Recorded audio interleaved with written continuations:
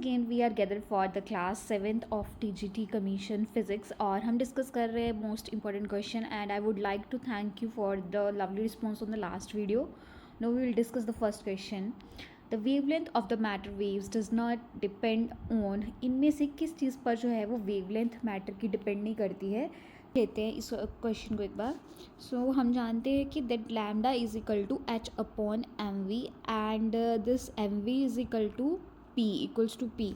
तो देखिए ये प्लैंक कांस्टेंट आ गया, ये मोमेंटम आ गया, मास आ गया एंड वेलोसिटी आ गया. सो यहाँ से क्या कंक्लूजन निकलता है कि मोमेंटम पे भी डिपेंड करता है, वेलोसिटी पे भी डिपेंड करता है, मास पे भी डिपेंड करता है. सो जिस पे डिपेंड नहीं करता है वो है आपका charge. So the option number D is the right answer. Move to the next question. The equivalent resistance between the point A and B of the network as shown in the given figure. So यहाँ पर आपको total resistance बतानी है. सो अगर इस figure में अगर आप ध्यान से देखिए तो ये रजिस्टर और ये रजिस्टर तीनों पैरेलल हैं. सो आपके पास जो रेजिस्टेंस है इन तीनों जो रेजिस्टेंस होंगे उनकी इक्विवेलेंट जो रेजिस्टेंस है वो क्या आ जाएगी, that is R upon 3 and one more resistance. वो रेजिस्टर क्या है, इन तीनों रेजिस्टेंस के पैरेलल सीरीज़ में है, सॉरी. तो आप क्या करोगे, उस रेजिस्टेंस को इसमें क्या कर दोगे, ऐड कर दोगे. Now we can solve it and R is equal to 4R/3.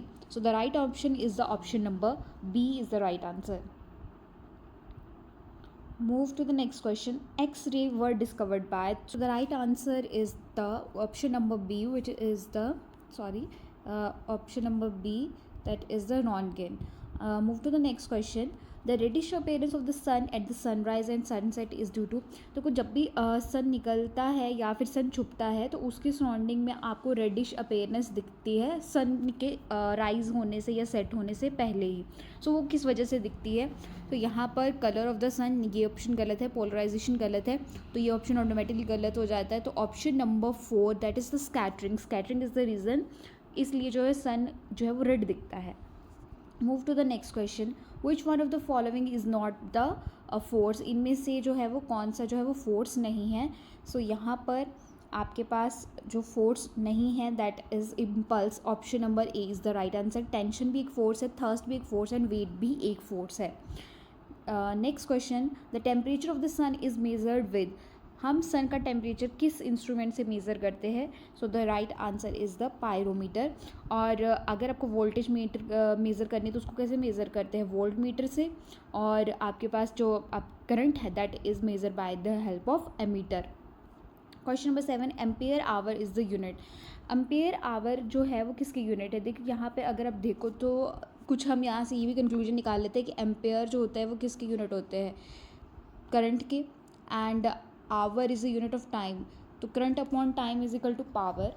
तो हम आंसर कर देते हैं राइट जो है वो क्या करेंगे कि पावर इसका राइट आंसर है, पर this is the wrong answer. Energy is also wrong answer. Quantity of electricity this is the right answer. Strength of current भी रॉन्ग आंसर रहेगा. So option number C is the right answer. Move to the next question. What is the SI unit of coefficient of mutual inductance. So mutual inductance का जो unit है that is the henry. Option number D is the right answer. Next question. Which one of the following statements about the mass of the body is correct. किसी भी body का जो मास है उसके बारे में ये स्टेटमेंट्स दी गई हैं जिसमें से एक स्टेटमेंट सही है. It changes from the one place to another place. So देखो जो मास है वो एक जगह से दूसरी जगह ले जाओ, मास उतना ही रहता है.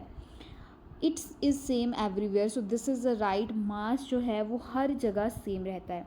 शेप पे डिपेंड नहीं करता है मास, और टेम्परेचर पे भी डिपेंड नहीं करता है. और a device that stores electric energy is called.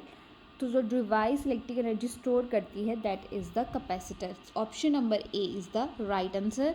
अगर ये आपको वीडियो अच्छी लगी है तो प्लीज़ चैनल को like and share and subscribe करें.